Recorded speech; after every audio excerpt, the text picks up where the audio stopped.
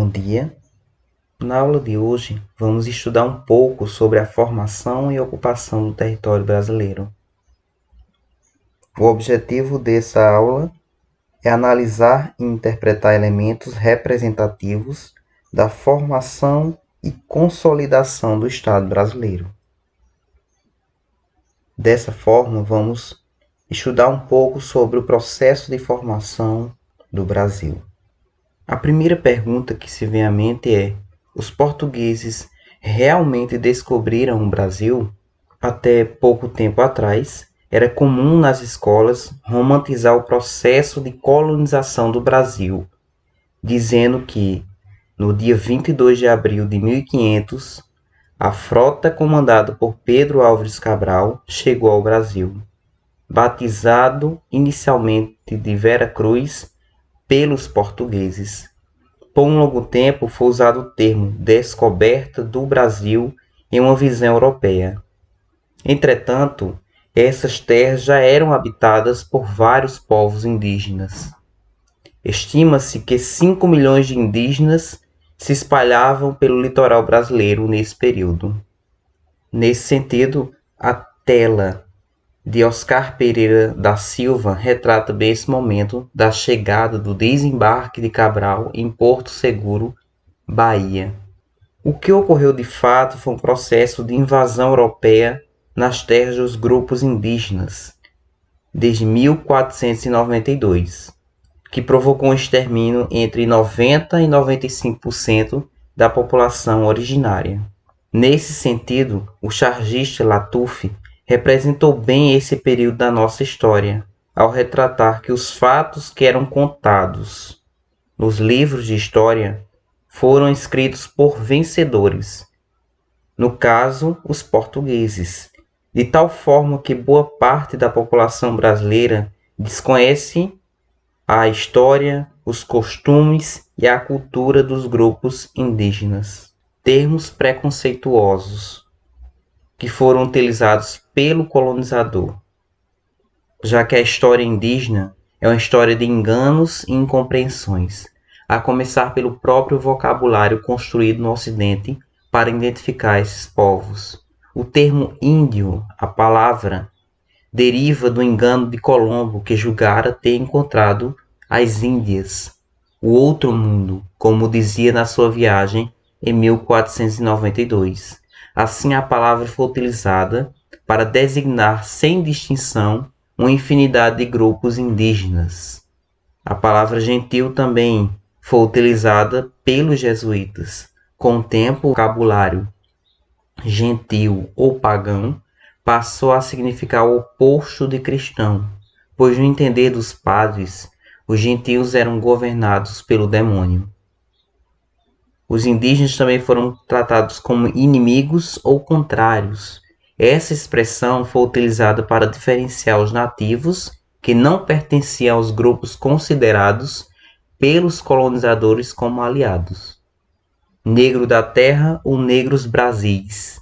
Duas expressões utilizadas pelos grupos escravocratas para designar genericamente os índios e diferenciá-los dos negros da Guiné. Outro termo genérico usado no caso para os africanos. Índios mansos e índios bravos. No século XIX, surgiu uma nomenclatura mais simplificada para designar as populações nativas. Índios mansos, isto é, controlados, e os índios bravos, a saber, hostis ou bárbaros. Esse preconceito era utilizado inclusive na nomenclatura, que era uma classificação dos grupos indígenas pelos colonizadores aqui no Brasil. Para identificar melhor os índios, os colonizadores classificavam em Tupi ou Tupinambá e Tapuia.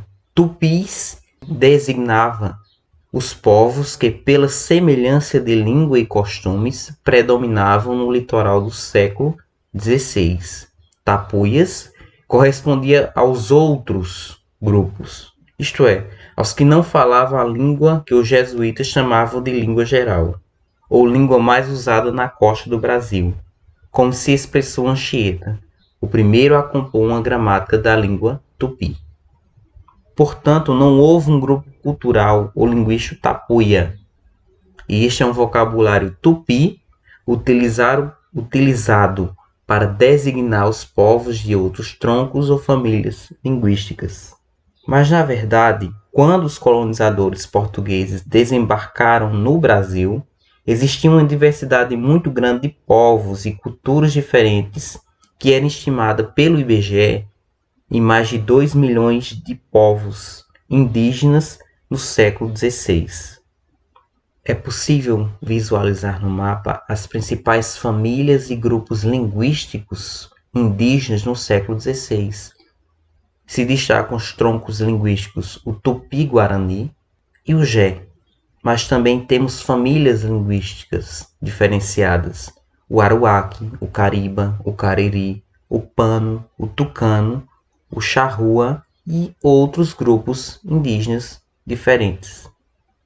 A história do povoamento indígena do Brasil é, antes de tudo, uma história de despovoamento, já que é possível considerar que o total de nativos que habitavam o atual território brasileiro em 1500 estava na casa dos milhões de pessoas e hoje mal ultrapassa 300 mil indivíduos. Despovoamento, portanto, eis o primeiro grande traço da história indígena do Brasil, como de fato ocorreu nas Américas em proporções gigantescas.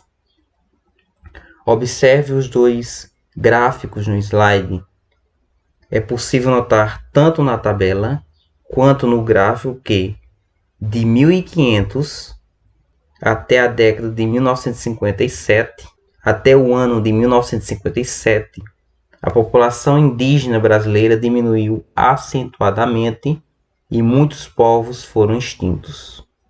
O desaparecimento dos povos indígenas passou a ser visto como uma contingência histórica, algo a ser lamentado, porém inevitável.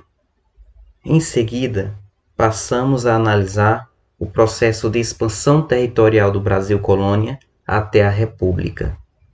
Em um primeiro momento, temos a presença de duas nações, Espanha e Portugal, que foram pioneiras nas grandes navegações no século XV, que resultou na conquista de novas terras e na tentativa de evitar tensões e conflitos, já que ambos eram vizinhos entre si, assinaram em 7 de junho de 1494 o Tratado de Tordesilhas, na pequena cidade de Tordesilhas, na Espanha. Esse tratado estabeleceu uma linha imaginária que passa a 370 léguas a oeste do arquipélago de Cabo Verde, na África, dividindo o mundo entre Portugal e Espanha. Nesse momento, as grandes potências mundiais. As terras situadas a leste seriam de domínio português, enquanto as terras a oeste seriam de domínio espanhol. Os limites do território brasileiro estabelecidos por esse tratado se estendiam do atual estado do Pará até o atual município de Laguna, no estado de Santa Catarina. No entanto, vamos ver mais à frente que esses limites não foram respeitados, e terras que seriam da Espanha foram ocupadas por portugueses e brasileiros, contribuindo para que nosso país adquirisse a forma atual.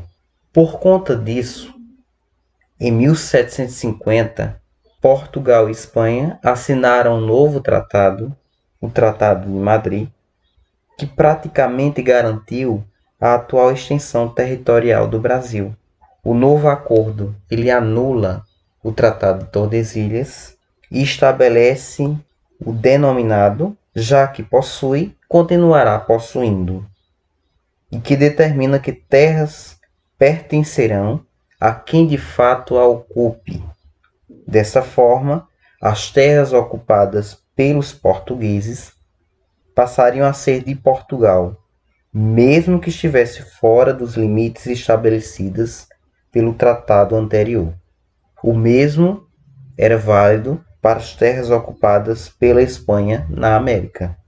Dessa forma, a Espanha reconheceu os direitos dos portugueses sobre as áreas ocupadas além de Tordesilhas. O Brasil mais que dobra do tamanho nesse momento. Depois da independência em 1822, mais algumas áreas foram incorporadas ao território do Brasil imperial e mais tarde no século XX ao Brasil República.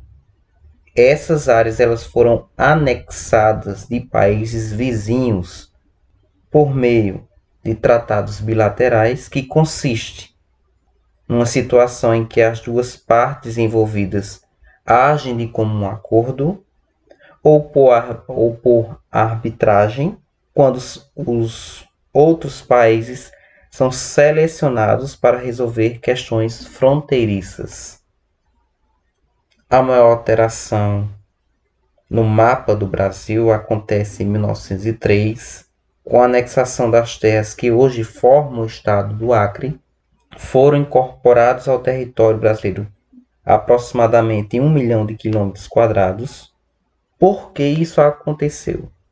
Porque no final do século XIX, seringueiros brasileiros se estabeleceram em uma área que legalmente pertencia à Bolívia. Em 1899, os brasileiros se recusavam a reconhecer a autoridade boliviana e pediram a anexação da área ao Brasil. As forças armadas dos dois países restauraram a ordem, mas em 1902, quando a Bolívia arrendou a região para norte-americanos, estourou uma nova rebelião, que só chegou ao fim com a assinatura do Tratado de Petrópolis, em 1903, e mediante um pagamento de 2 milhões de libras esterlinas, o Brasil comprou o Acre e cedeu um pequeno território entre o Amazonas e Rondônia à Bolívia. Em seguida, passamos a analisar o processo de ocupação do território brasileiro e os ciclos econômicos, seja no Brasil Colônia, no Brasil Império ou no Brasil República. Do ponto de vista histórico, com a chegada dos portugueses ao Brasil, a história do Brasil é dividida em 4 fases. O período pré-colonial, que vai de 1500 até 1530, o período colonial, de 1530 a 1822, ano em que o Brasil se torna independente, e começa o denominado período imperial, que vai durar até 1889, momento em que o Brasil vira uma república, até os dias atuais. Tanto no período colonial, imperial, na república, ou na nova república, que é de 1930 em diante, temos ciclos econômicos, atividades econômicas que se destacaram naquele momento. Nesse sentido, se destacam o ciclo do pau-brasil, no século XVI, o ciclo da cana-de-açúcar, no século XVI até o século XVIII, o ciclo da mineração, que vai durar de 1709 até 1789, o ciclo da borracha, em 1866 até 1913, e o ciclo do café, de 1800 até 1930. Isso quer dizer que essas atividades acabaram? Não. Mas o momento áureo, o momento de maior importância, foi durante esse período. Então, o Brasil no período colonial é um período da história entre a chegada dos primeiros portugueses em 1500 até 1822, quando o Brasil estava sob o domínio socioeconômico e político de Portugal. Nesse momento, estava em vigor o chamado Pacto Colonial, um sistema pelo qual os países europeus que possuíam colônias americanas mantinham a exclusividade de importações ou exportações. As colônias, no caso o Brasil, só poderia fazer comércio com sua metrópole, Portugal. Os europeus vendiam caro e compravam barato, obtendo ainda produtos não encontrados na Europa. Funcionava Dessa forma, a metrópole vendia produtos manufaturados e equipamentos, e a colônia comprava esses produtos e vendia para a sua metrópole metais preciosos e gêneros tropicais. Observando a história do processo de formação do território brasileiro, notamos que o processo de ocupação ocorreu de fora para dentro, do litoral, indo em direção ao interior. Esse processo inicial de ocupação do território brasileiro vai envolver algumas atividades, como a exploração do pau-brasil, depois com a introdução da cultura da cana-de-açúcar e dos engenhos, em seguida a introdução da cultura do tabaco e da pecuária. Com isso, surgem as primeiras vilas e cidades. Foram organizadas também expedições para o conhecimento, as denominadas entradas e bandeiras. Se destacam a atuação das missões jesuítas, a coleta de produtos da floresta, as chamadas drogas do sertão, e junto a todas essas atividades, a utilização do trabalho escravo, negro e indígena. Então, passamos a analisar cada um desses pontos. O ciclo do pau-brasil.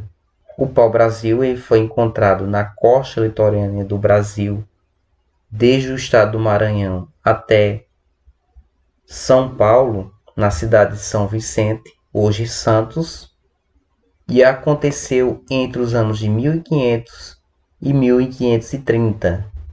Nesse primeiro momento, os portugueses não colonizaram o Brasil. Eles vinham apenas para vigiar o litoral de possíveis invasões, seja de franceses, holandeses ou espanhóis, o enfrentamento entre portugueses e índios, porque os indígenas resistiram à ocupação de suas terras, atacavam os povoados portugueses, fugiram para o interior do Brasil ou foram exterminados ou escravizados, aqueles que sobravam. O ciclo durou apenas 30 anos, devido à perda do monopólio do comércio das especiarias orientais para os holandeses e espanhóis, e ao fato de que Portugal tinha interesse no açúcar da cana. A consequência do ciclo do pau-brasil foi desastre ecológico ocorrido em nossa terra, de tal maneira que o próprio pau-brasil foi praticamente extinto. As populações nativas elas foram drasticamente dizimadas, outras foram submetidas ao cativeiro. Indiretamente, a exploração do pau-brasil deu origem para alguns estabelecimentos coloniais, mas mesmo assim a exploração não serviu em nada, nem para fixar um núcleo de povoamento na colônia. Foi rápida a decadência da exploração do pau-brasil e o negócio perdeu interesse. Como o pau-brasil não deu certo, e o interesse pela cana-de-açúcar era crescente devido à valorização lá na Europa, Portugal decide investir um novo ciclo em uma nova atividade econômica, a cana-de-açúcar. E foi no nordeste do país que a empresa atingiu seu grau maior de desenvolvimento. E a área que se desenvolveu a cana-de-açúcar foi a zona da mata, que se estende numa faixa litorânea, lá no Rio Grande do Norte, até o recôncavo baiano. E com o crescimento da produção açucareira, notadamente em Pernambuco e na Bahia, o Nordeste se tornou centro dinâmico da vida social, política e econômica do Brasil. Isso só foi possível porque Portugal já tinha uma experiência no cultivo de cana, na produção e o comércio de açúcar. E por volta de 1440, as colônias portuguesas de Açores, Madeira e Cabo Verde tinham uma produção que abastecia não só a metrópole, mas ainda a Inglaterra, o Porto de Flandres e algumas cidades da Itália. Rapidamente, essa atividade econômica se tornou a mais importante. Até meados de 1610, era o principal produto exportado pela colônia brasileira. Devido à sua importância, podemos falar em uma sociedade da região açucareira, que perdurou do século XVI até o século XVII. Era composta basicamente por dois grupos, o dos proprietários de escravos e de terras, que compreendia os senhores de engenho e os plantadores independentes de cana. O outro grupo era formado por escravos, numericamente muito maior, porém quase sem direito algum. E ainda existia uma faixa intermediária, que eram pessoas que serviam aos interesses dos senhores, como os trabalhadores assalariados, que consistiam nos feitores, mestres de açúcar e artesãos, e os agregados, que eram os moradores do engenho que prestavam serviço em troca de proteção e auxílio. Os chamados senhores de engenho, eles foram os protagonistas da economia e da política no Brasil durante a época colonial, no Império e ainda em parte da República. Podemos visualizar na imagem à sua esquerda como eram os status sociais. Tínhamos a aristocracia, que compreendia o senhor de engenho, tínhamos os homens livres, senhores da terra, senhor engenho, carpinteiro, ferreiro, capataz, e na base dessa sociedade, numericamente maior, os escravos. O engenho tem uma estrutura básica, compreendida a casa do senhor do engenho. Tínhamos a representação religiosa da Igreja Católica, na qual era construída uma capela dentro das terras do senhor do engenho, e mais ao fundo tínhamos a senzala na qual eram colocados os escravos. Mesmo assim, essa atividade, sua importância, viveu um período de declínio, que tem em seus principais elementos a concorrência do açúcar brasileiro com açúcar produzido nas Antilhas pelos holandeses, que é matéria da nossa próxima aula.